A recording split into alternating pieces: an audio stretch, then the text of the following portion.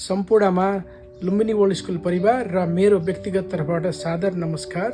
Lumbini world school परिवार के कुरामा विश्वास राख्दछ भने कुनै पनि बालबालिकाले पाठ्य पुस्तकमा मात्रै केन्द्रित नभएर आफ्नो शारीरिक, मानसिक लगायत समग्र विकास, जसलाई होलिस्टिक डेभलपमेन्ट पनि भनिन्छ, जस्ता कुराहरूमा केन्द्रित भएको शैक्षिक कार्यक्रममा भाग लिन पाउनु पर्दछ र त्यस्तो वातावरण शैक्षिक संस्था अथवा विद्यालयले प्रदान गर्नुपर्दछ।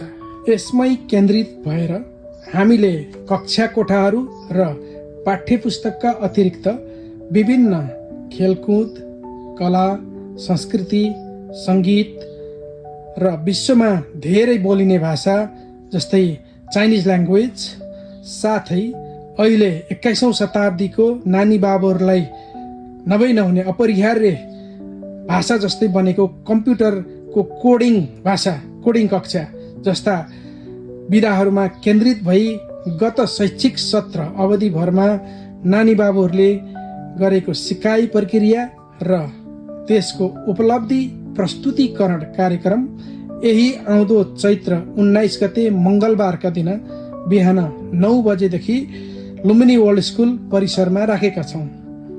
यो ओपन हाउस कार्यक्रम हो जसमा हाम्रा अभिभावकज्यूहरू साथै छर छिमेकमा रहनुभएका हाम्रो समाजका सम्पूर्ण महानुभावहरूलाई हार्दिक निमन्त्रणा गर्दछौँ। Please do come and witness the future in action at Lumbini World School on 19th Chaitra, Tuesday, 9 a.m. onwards. Thank you.